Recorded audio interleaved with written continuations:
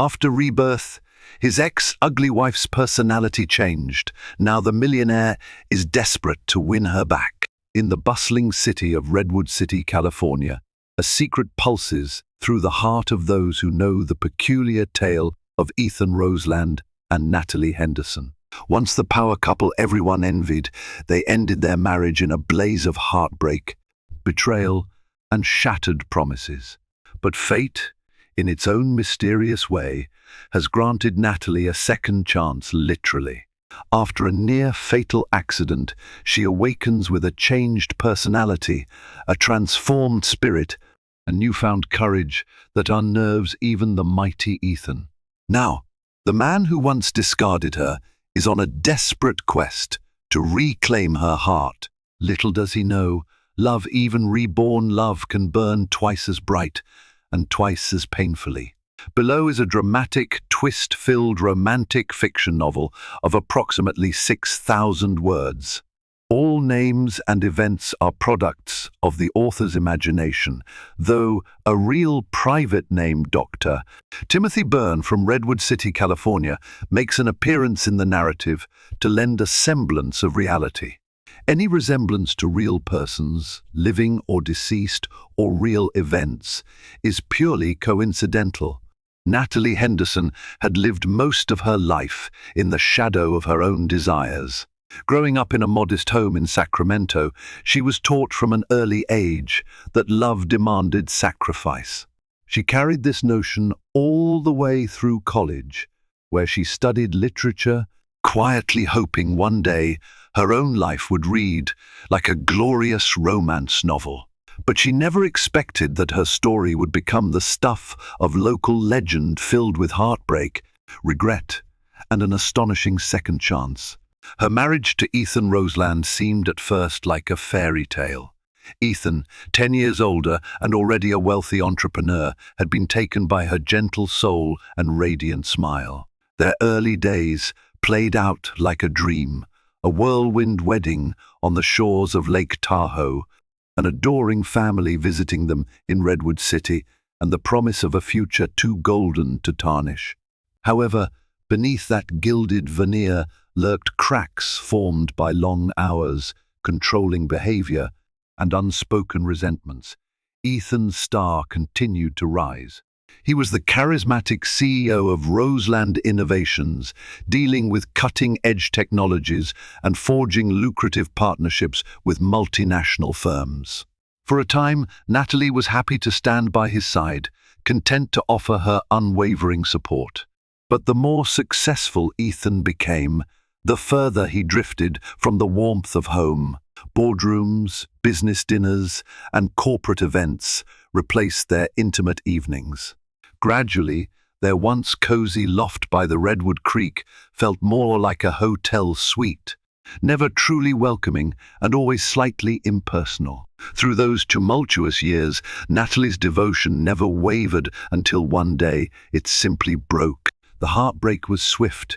Ethan declared he needed someone who could keep up with him, leaving Natalie to wonder if her only crime was loving him too tenderly.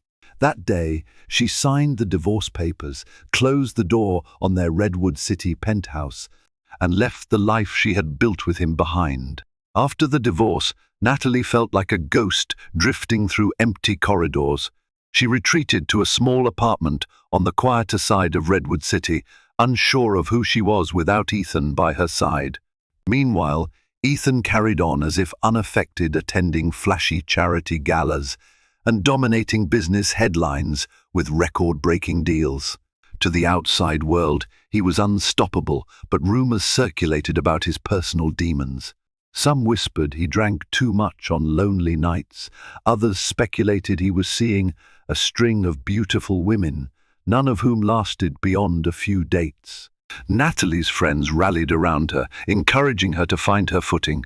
Chief among them was her childhood pal, Cecilia Blake, who lived in the same apartment complex. Cecilia coaxed Natalie into a local book club and introduced her to new acquaintances, hoping to drag her out of the gloom. Among these new acquaintances was Dr. Timothy Byrne, a middle-aged psychologist known in Redwood City for his research into traumatic rebirth experiences, though mostly in theoretical contexts or near-death accounts from his patients. He had never met Natalie in a professional capacity then, but she recognized him from the local community events. His kind demeanor and open-minded discussions about life after trauma piqued her curiosity. Still, Natalie remained in the trenches of heartbreak. She was plagued by sleepless nights, haunted by memories of the life she had shared with Ethan. The sharper pang came not from anger, but from a deep sense of loss. She missed the man she thought she knew. Sometimes she laid in bed and could almost recall the scent of his cologne when he returned from a business trip. She remembered the tenderness in his eyes when they first danced at their wedding, illuminated by the soft glow of fairy lights. But he had changed. Or perhaps he had simply shown his true colors all along, and she had been blinded by naive devotion. She would never truly know. What she did know was that her heart had shattered and the pieces scattered, leaving her unsure if they would ever fit together again. Only 3 months after the divorce, news spread that Ethan was engaged again. The Redwood City rumor mill churned with gossip about the mystery fiancé, rumored to be a young socialite from Seattle. The tabloids even caught wind of it, showcasing pictures of Ethan attending high-profile events. A stunning brunette on his arm. Her name was Alyssa Moore, the daughter of a real estate magnate. As soon as Natalie saw those photos online, a harsh, cold acceptance sank in. Ethan had not only moved on, he had skyrocketed beyond their broken vows. Natalie's best friend, Cecilia, tried to shelter her from those scathing headlines. "They're just tabloids," Cecilia insisted. "You know how the media spins everything." But it was too late. Each photograph, each rumored wedding date, chipped away at Natalie's composure. At the same time, a stirring in her heart grew, an inexplicable sense of impending change. Dr. Timothy Byrne crossed Natalie's path at the library one afternoon. He was there to give a talk about coping mechanisms following emotional trauma. Drawn in by curiosity, Natalie took a seat in the small, softly lit conference room. She listened, enraptured, to his lecture about the possibility of emerging stronger after life's darkest storms, his voice a reassuring calm in a sea of turmoil. When the talk concluded, Natalie stayed behind to chat. Dr. Byrne recognized her from various community events he had attended with mutual acquaintances. After exchanging pleasantries, he offered her a business card. "You don't have to be alone in your healing process," he said, his voice filled with genuine compassion. "We often think we're supposed to manage pain by ourselves, but that's rarely the healthiest approach." Natalie took the card and politely tucked it into her bag, unsure if she'd ever call. She didn't feel ready for therapy, but she appreciated the concern. Little did she know that her most profound healing indeed, a kind of rebirth, loomed just over the horizon, in ways neither she nor Dr. Byrne could ever have anticipated. The accident happened on a rainy night. Natalie had been returning from a literary event, her mind buzzing with half-formed novel ideas she might try writing someday. The roads shimmered under the barrage of raindrops, streetlights reflecting on slick asphalt. Distracted by her own heartbreak and half lost in the swirling narrative she had just heard, Natalie didn't see the truck skidding across the intersection until it was too late. A sickening crunch of metal, shattered glass, and the shriek of tortured brakes tore through the silence. For a moment, everything went black. Then came a swirl of flashing lights, the echo of sirens, the panicked voices of onlookers. In a haze, she felt strong arms lifting her out of the mangled wreck of her car. She was rushed to Redwood City General Hospital. Consciousness slipped in and out as white, coated figures hovered around her bed. She remembered hearing one nurse mention her name, Natalie Henderson, verifying her identity. Another staff member mentioned an emergency contact. In a cruel twist of fate, Her emergency contact was still Ethan Roseland. She hadn't changed the form since the divorce. Ethan arrived in the hospital corridor at midnight, disheveled and paler than she had ever seen him. Despite their split, the sight of her lying motionless in the ICU bed plunged a dagger of guilt and fear into his chest. With the doctors explaining the severity of her condition, a fractured skull, internal bleeding, and multiple broken bones, Ethan clutched at the betrayal, wishing he could trade places with her. Dr. Timothy Byrne, who was present in the hospital for research, recognized Natalie. He consulted with the ICU staff as a friendly observer, though his specialty wasn't surgery. He expressed his concern to Ethan, explaining that sometimes survival hinged on factors beyond what medicine could measure. Hours turned into days. Natalie slipped into a coma. Ethan stayed by her side, haunted by memories of how their marriage ended. At times, he whispered regrets into the sterile air, confessing that he never stopped caring for her. But all was silent from the woman whose love he had once taken for granted. During Natalie's coma, she dreamed, if one could call it a dream, of drifting through a strange void where time had no meaning. Snatches of her past life flickered before her. The day she met Ethan, their first dance as husband and wife, the moment she realized he would rather chase wealth than nurture their bond. Then the imagery shifted into something else, a glimmering, endless corridor of light.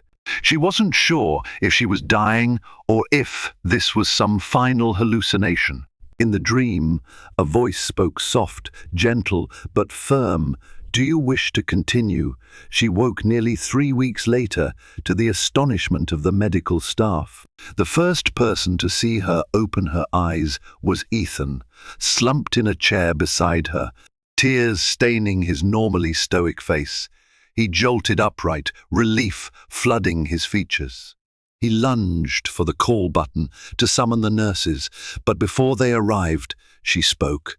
"I'm alive," she whispered, almost marveling at the sound of her own voice. He nodded, as though those words were the greatest gift the universe could offer him. But even in her morphine haze, Natalie saw something else, saw him differently. There was a new calm inside her, an unshakable core of self-possession she hadn't felt before. It was as if, in that dreamlike corridor, she had decided she would return to life, but only on her own terms. Dr. Timothy Byrne visited her during her recovery. He noticed subtle, yet radical changes in her demeanor, her posture, her gaze, the way she responded to questions. While she remained gentle, there was an unspoken confidence, an inner fire. It was rare for someone emerging from a coma to be so mentally and emotionally focused. To Dr. Byrne, it almost felt like a rebirth. As Natalie stabilized, she learned of her injuries, a long road of physical therapy to regain full mobility, pins in her left leg, and potentially months before she could walk without assistance. Yet, she faced these challenges with a fortitude that stunned those around her. She no longer recoiled from adversity. Instead, she embraced each therapy session with fierce determination, surprising even her physiotherapists. In the hallway outside her hospital room, Ethan struggled with his own awakening. Guilt gnawed at him, triggered by the realization that it took a tragedy to jolt him into seeing how precious Natalie truly was. He recalled every harsh word he had spoken, every time he'd brushed her aside. He remembered the day he demanded a divorce, claiming he needed someone more ambitious. That ugly memory haunted him now, as the woman he had once dismissed fought her way back from the brink of death. When Natalie was finally permitted visitors beyond immediate family, her dear friend Cecilia rushed in, nearly tripping over the squeaky hospital floor in her excitement. Over tears and laughter, Natalie recounted the dreamlike experience she had in her coma. She didn't share all the details, some parts felt sacred. a private vow she wasn't ready to reveal to anyone. Dr. Byrne continued to check on Natalie during her hospital stay, curious about her resilience. He suggested she keep a journal of her thoughts and feelings, a practice that often helped patients who had survived near-fatal incidents. Natalie took his advice. Each night, she filled pages with reflections on her life, her old marriage, and the new sense of purpose that glowed inside her. She wrote about the corridor and the voice she'd heard.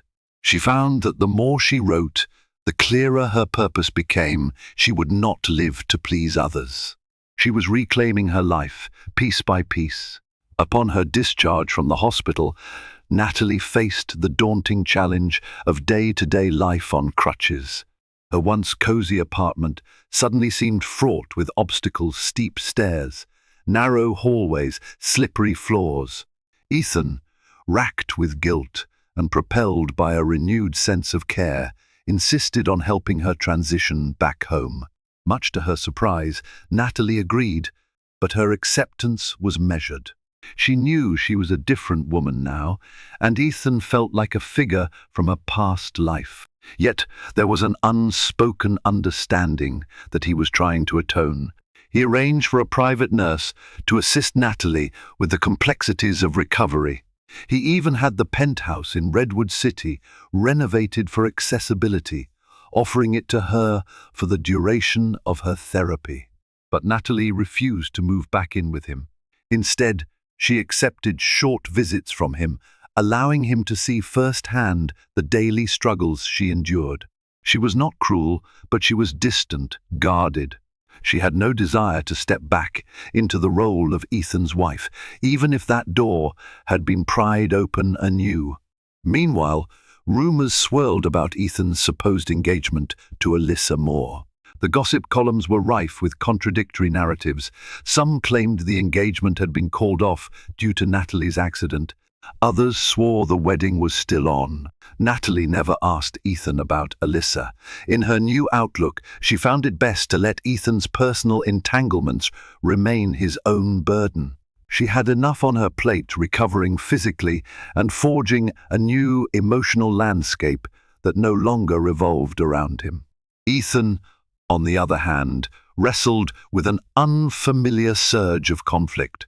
The more time he spent with Natalie, the more he realized how profoundly he had misjudged her. The old Natalie, quiet and submissive, had melted away, replaced by a woman of quiet strength and resolute independence. This awakened in him both admiration and a sense of desperation. Was this the woman he should have loved all along? In the midst of her physical therapy, Natalie discovered an unexpected passion: writing. She had kept her journal since Dr. Byrne's suggestion, pouring her innermost thoughts onto paper. Now, with her mobility limited, she found solace in crafting short stories, often variations of her own life experiences, though fictionalized to protect her emotional wounds. Encouraged by Cecilia, she began submitting these stories to local writing groups and online publications. To her astonishment, one of her short pieces, The Corridor of Second Chances, was picked up by a literary blog and quickly gained traction. Readers wrote to her, sharing their own stories of heartbreak and recovery. This sense of communion sparked a new ambition in Natalie. She began sketching outlines for a full novel, weaving in her near-death experience with themes of rebirth and redemption. Each evening, she spent hours at her desk, pen in hand, ignoring the ache in her leg. The words flowed as though from a newly tapped well within her spirit. Meanwhile, Ethan's business empire continued to grow, but he found himself increasingly distracted by thoughts of Natalie. He was drawn to her resilience and creativity, qualities he had once overlooked. Every so often, he'd drop by her apartment with groceries or medical supplies.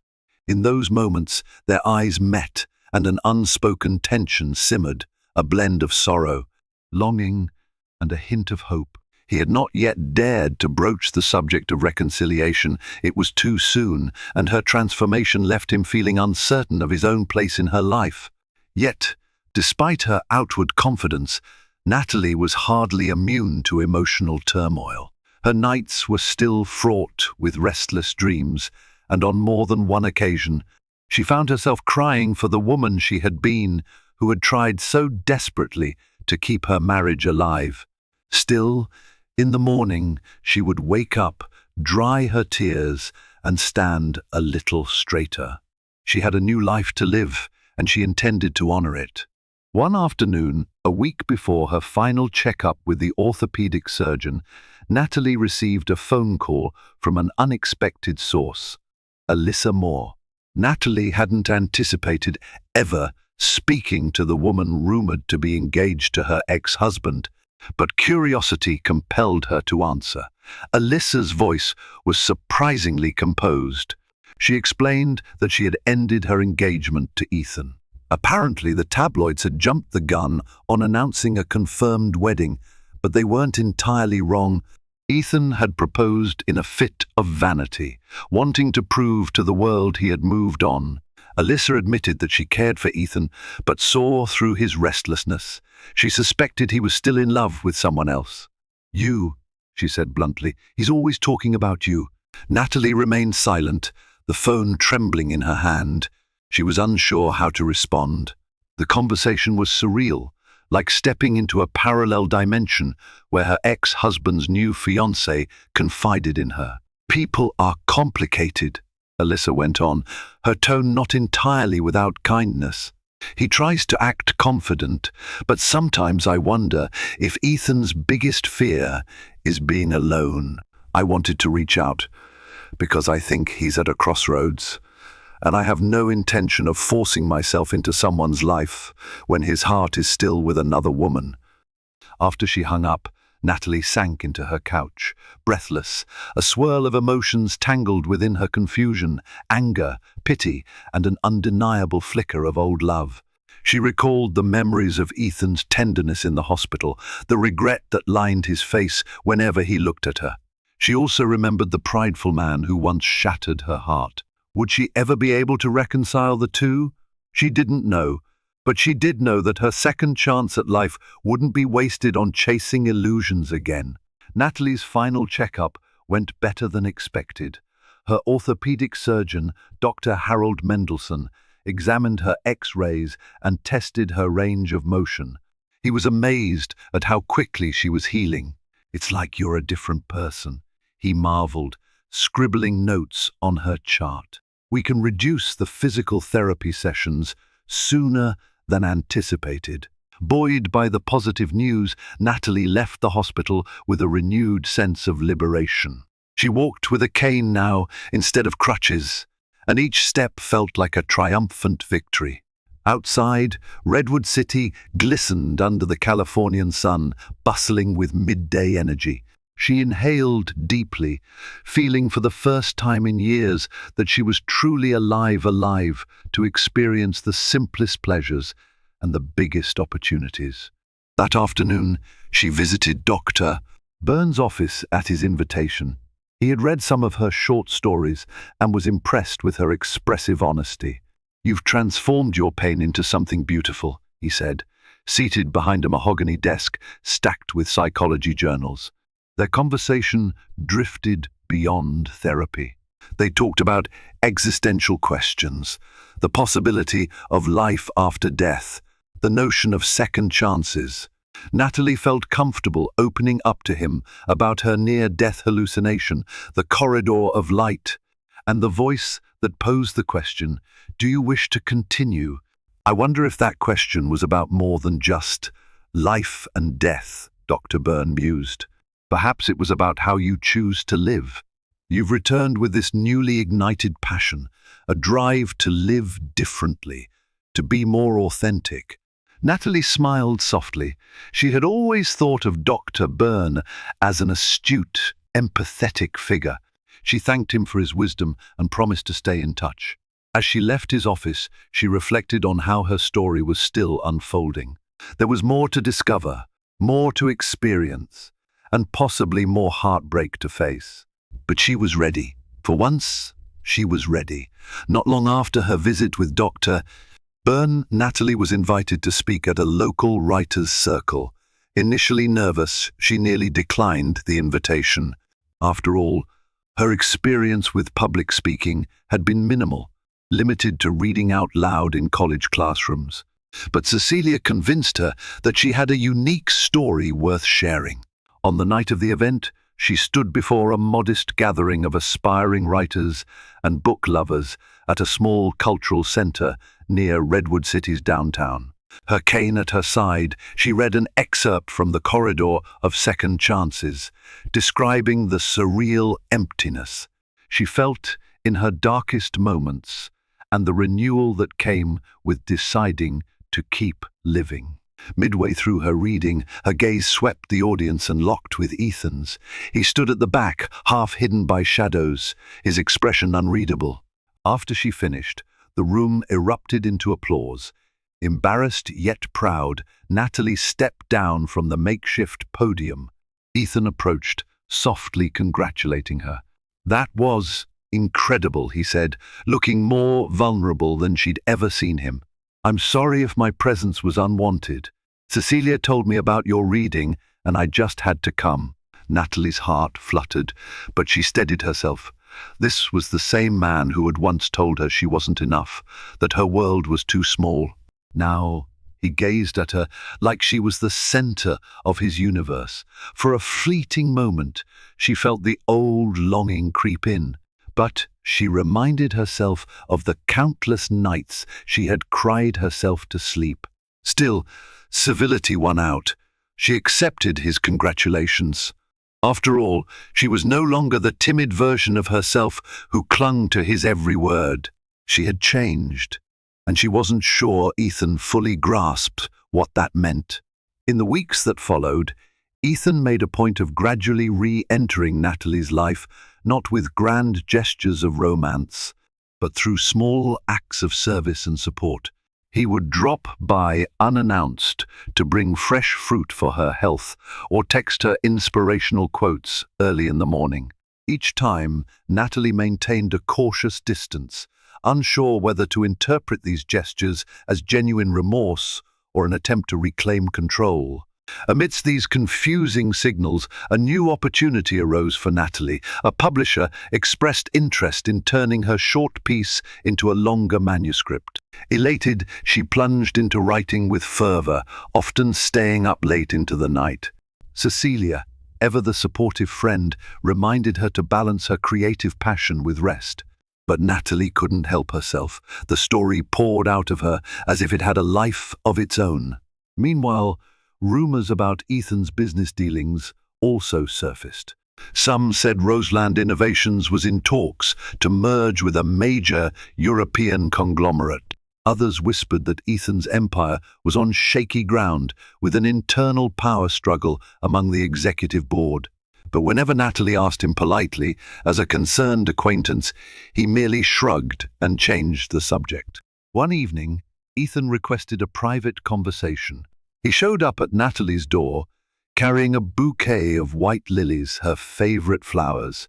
Once upon a time, she didn't invite him in, but instead stepped outside to talk, resting on her cane. "I ended things with Alyssa," he began, his voice trembling with sincerity. "We weren't right for each other. Realize now what I lost. I want to earn your trust again, whatever it takes." Natalie closed her eyes, an ache forming in her chest. Once she would have melted at those words. Now she felt a confusing blend of reluctance and genuine empathy. She nodded, but she didn't offer him any promise. Life brimmed with odd twists, and one such twist arrived when Dr. Byrne invited both Natalie and Ethan to a panel discussion on emotional resilience. The community event aimed to explore stories of personal transformation, and Dr. Byrne, familiar with both of their journeys, believed they could offer valuable insights. Natalie hesitated at first. "I'm still grappling with everything," she told Dr. Byrne on a phone call. "I'm not sure if sharing a stage with Ethan is the best idea. Sometimes shared experiences bring deeper insights." "Doctor," Byrne replied gently, "but the choice is yours." Ethan, surprisingly, also hesitated. He felt unworthy, certain that his role in Natalie's suffering would overshadow any wisdom he might share. But Dr. Byrne assured him that honesty and vulnerability could be more enlightening than any polished facade. Eventually, both agreed. On the day of the panel, a modest crowd gathered in a local auditorium. The stage featured 3 chairs, one for Dr. Byrne, one for Natalie, and one for Ethan. The audience included mental health professionals, curious residents, and some who were just fans of Natalie's writing. The discussion began with Dr. Byrne interviewing Natalie about her accident, her coma, and her subsequent transformation. She spoke with candor, describing the corridor of light and the awakening that followed. She admitted she still faced nightmares and harbored lingering resentment, but insisted she had found new purpose through writing. Then came Ethan's turn. He took a long moment before speaking, his eyes downcast. In halting words, he confessed how pride, greed, and selfish ambition had led him to undervalue the people who mattered. He spoke of how standing by Natalie's hospital bed shattered his illusions of invulnerability. Throughout his confession, Natalie watched him. Her heart ached, but she also admired the vulnerability. In that moment, she realized how deeply she had yearned to hear him speak with such honesty, even if it came far too late. Following the panel, news of Natalie's resilient story and Ethan's remorse spread across Redwood City. Videos of the event, some recorded clandestinely by spectators, were shared on social media, garnering local acclaim and heartfelt messages from strangers. Many were touched by the raw emotions on display, praising Natalie's courage and Ethan's contrition. At first, Natalie felt overwhelmed by the sudden wave of attention. She had been content to quietly rebuild her life, not become a symbol of Phoenix like Rebirth. Yet, in the messages she received, she found stories of others who had gone through parallel experiences, divorces, accidents, broken homes. They saw in her story a glimmer of hope for themselves. Realizing that her vulnerability offered them solace, she felt a renewed sense of responsibility. Her writing blossomed too. The publisher, who had expressed interest, pressed for a completed manuscript, hinting at a potential book deal. Natalie poured her heart onto the pages, weaving her personal memories with fictional twists. She dubbed the manuscript "The Life One Chose," a nod to her decision in that dreamlike corridor. She wrote late into the nights, her cane propped beside her desk, a mug of tea turning cold at her elbow. During this creative surge, Ethan continued to hover near her life, offering small kindnesses like setting up an ergonomic office chair or stocking her fridge with groceries so she wouldn't need to walk too much. She accepted his help, but always on her terms, maintaining an emotional boundary that confused him. Part of her wanted to believe he was sincere. Another part feared the old patterns would resurface. One evening, after reading an advanced copy of the first few chapters, Ethan sent her a text. "Your words are breathtaking. I'm proud of you." She stared at the screen for a long time, unsure how to respond. Her heart thumped with a steady, conflicted rhythm. Could she allow herself to trust him again? Or would that trust lead to another heartbreak? As Natalie's manuscript neared completion, she received an invitation from a prominent literary agent in San Francisco to attend a publishing conference. It was an opportunity to mingle with top-tier editors, agents, and fellow writers.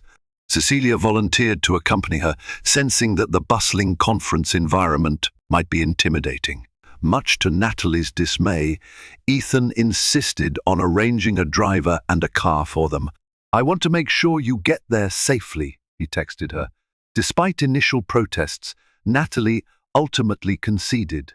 She had to admit that travel was still physically exhausting, and she appreciated the gesture. The conference took place at a grand hotel, its ornate chandeliers and plush carpets exuding an air of high culture. Natalie felt a flutter of nerves, worried she might not fit in with the seasoned writers and publishing titans crowding the halls. Yet, The moment she stepped into the main lobby, she felt an odd surge of confidence. This was her story, no one else could tell it. Panels, workshops, and networking events filled the day.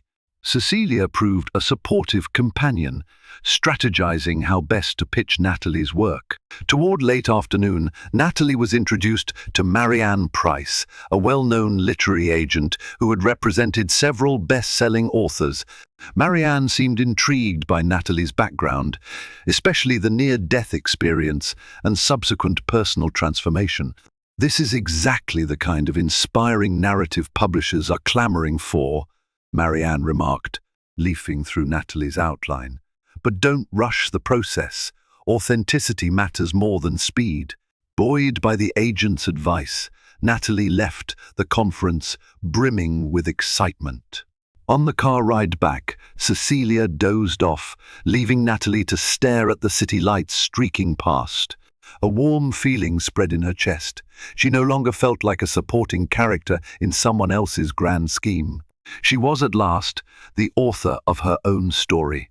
As fate would have it, the next big development in Natalie's life was not tied to her budding writing career, but to Ethan's world of high-stakes business.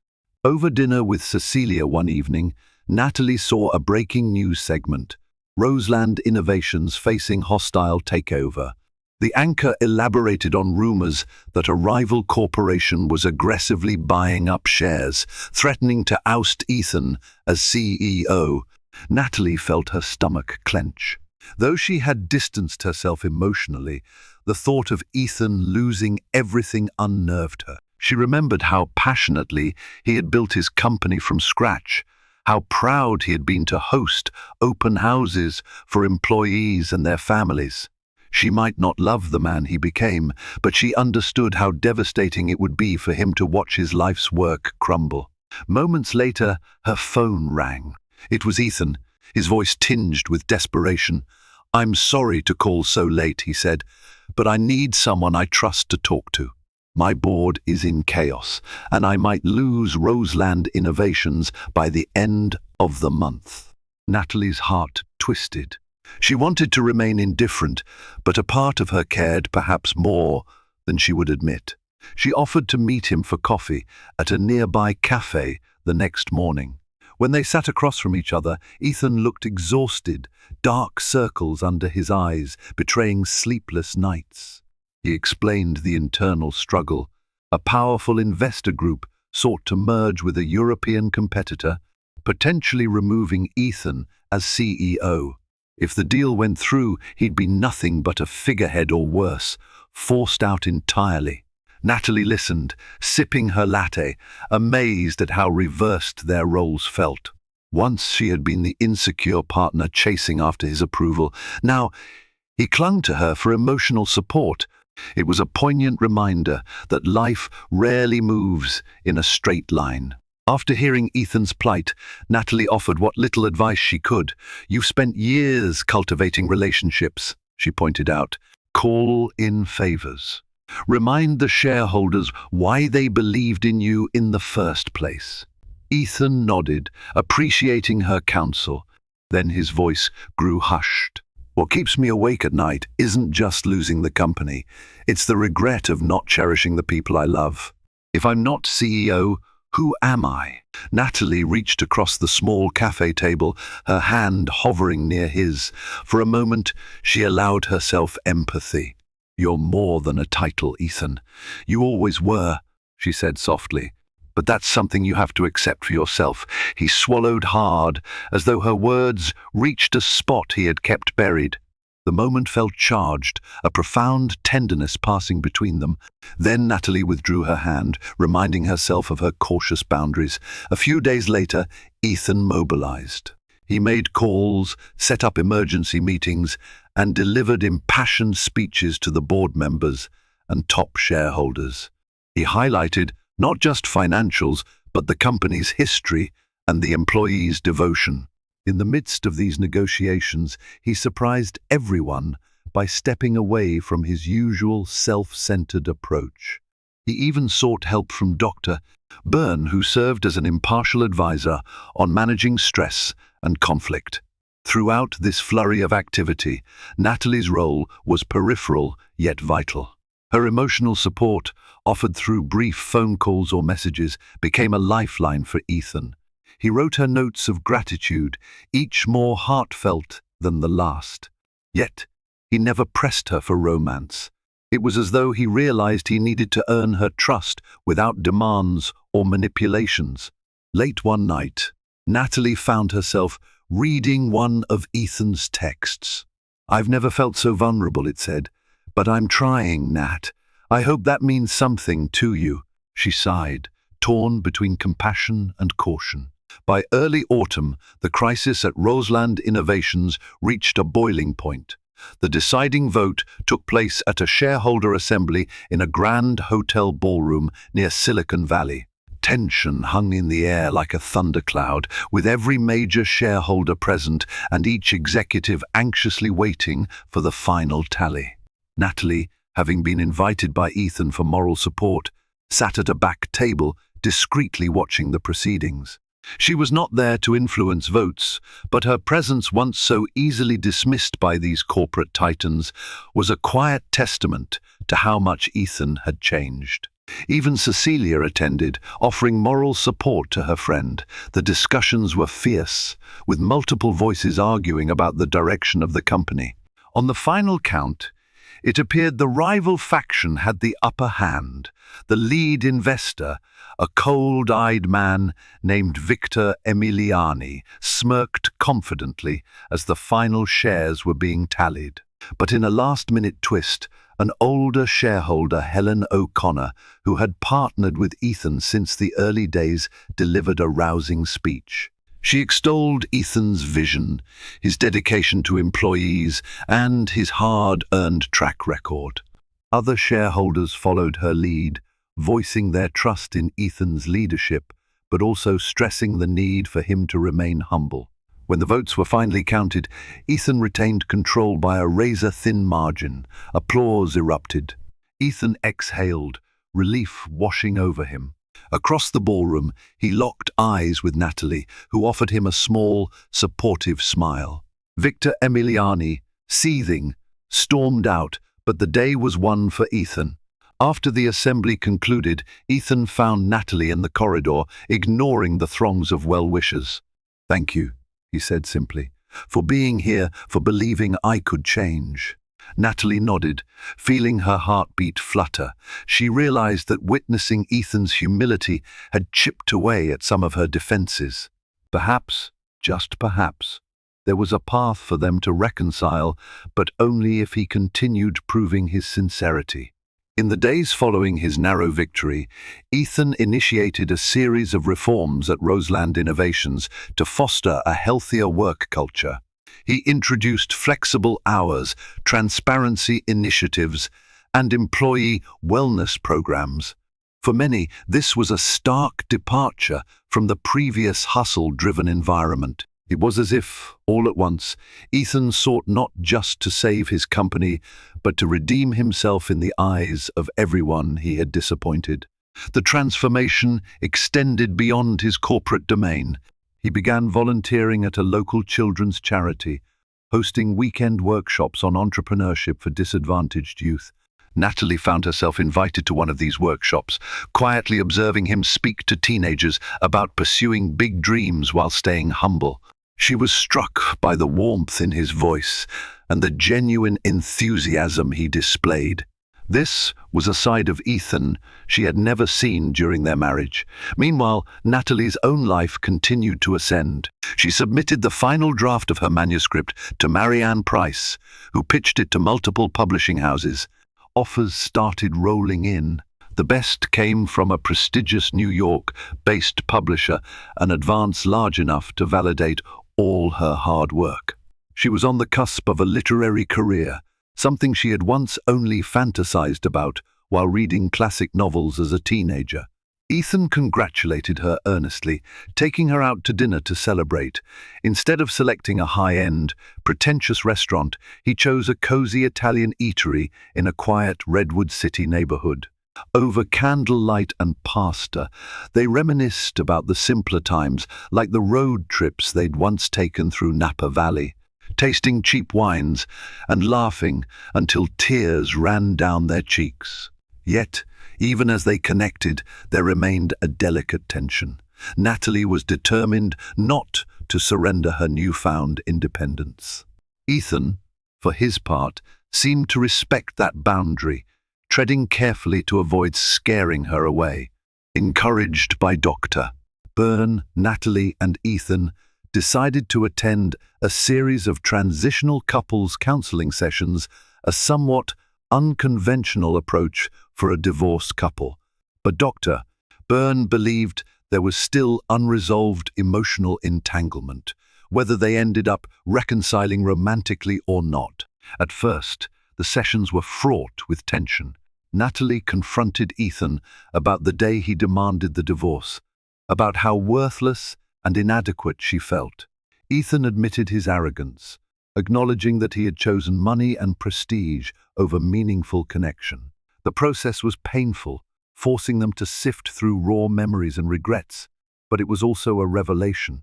They saw, with fresh eyes, how both of them had contributed to the collapse of their marriage, Natalie by not communicating her needs, Ethan by neglecting hers.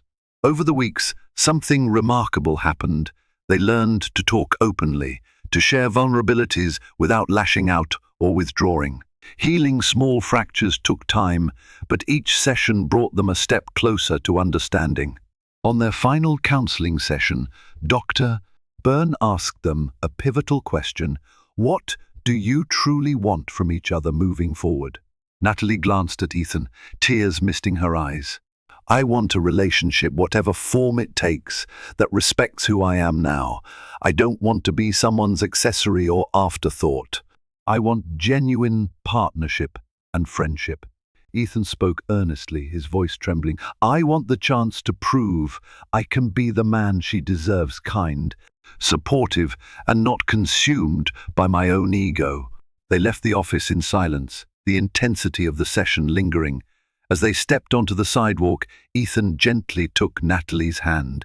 She allowed it, and they stood there together for a long moment, unsure of what the future held, but more open to its possibilities than ever before. The day Natalie's book, The Life I Chose, officially launched felt surreal. Flowers and congratulatory messages poured in from friends, acquaintances, and even readers she had never met. The publisher organized a small event at a local indie bookstore in Redwood City. Natalie arrived early to find a modest queue already forming. She felt a swell of pride and nervous anticipation. Cecilia was there, of course, buzzing about with a camera to capture every moment for social media.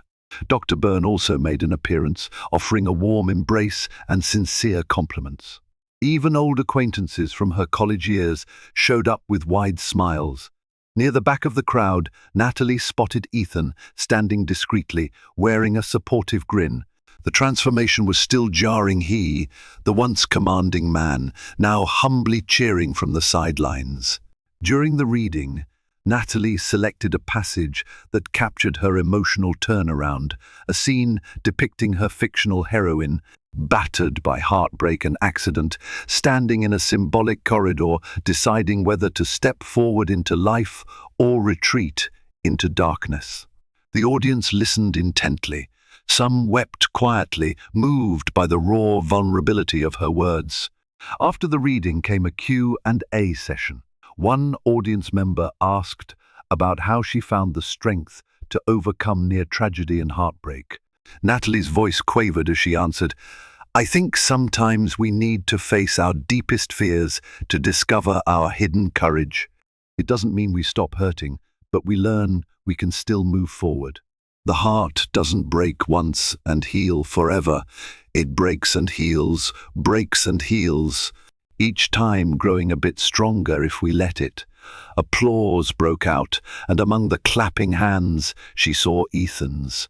He was looking at her with awe. In that moment, Natalie recognized that her past with Ethan, painful though it was, had shaped the resilient woman she had become.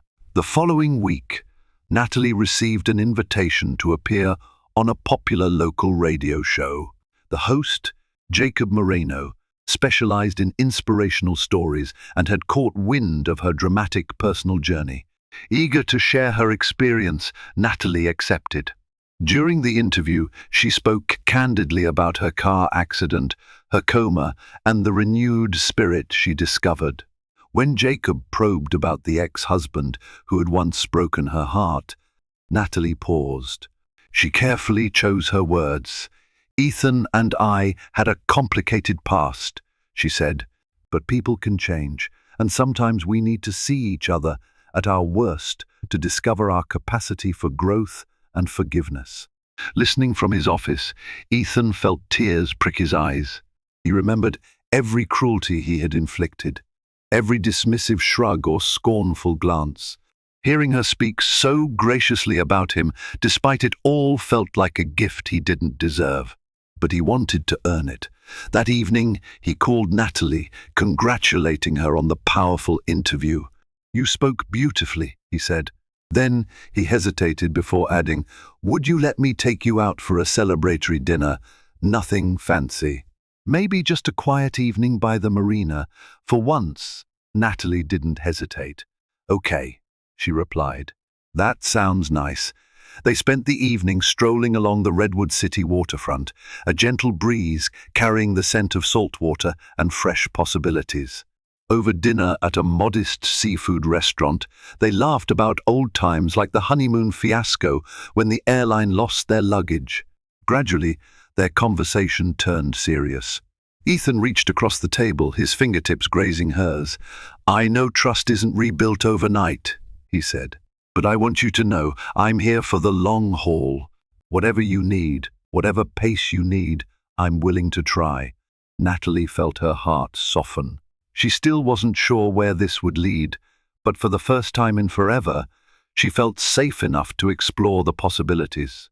Over the next few weeks, Natalie and Ethan settled into a cautious but hopeful rhythm of companionship. They met for coffee dates, attended community events, and occasionally visited each other's apartments for casual dinners. They were learning each other all over again this time, as individuals shaped by pain, regret, and transformation. One crisp autumn afternoon, they found themselves at a local vineyard just outside Redwood City. It was a spot they used to frequent in their early marriage, back when optimism was abundant. The sun cast a golden haze over rows of grapevines, and as they walked, Ethan recalled the first time he brought Natalie there, how they had joked about starting their own label someday. "Funny how life rarely goes as planned," Natalie mused, her cane lightly tapping the ground with each step.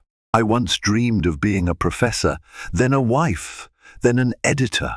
Now I'm an author, and the rest is uncertain." Ethan smiled wryly. "I used to think a big house and a bigger bank account were all I needed. Turns out none of that mattered without love." They paused by a rustic wooden fence, gazing at the fading sunlight. In that hush, Ethan turned to her, his eyes carrying a hint of nervousness.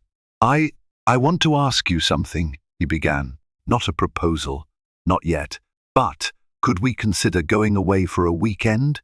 Just the two of us, to see if we can connect beyond the pain, beyond the obligations." Natalie felt her heart skip. A year ago, she would have agreed instantly. Now, she carefully weighed her feelings. But as she looked at Ethan, so different from the man who once sought to control every facet of her life, she found herself longing for a deeper closeness. "Let's do it," she finally said, voice trembling with both excitement and fear. "Let's see what happens."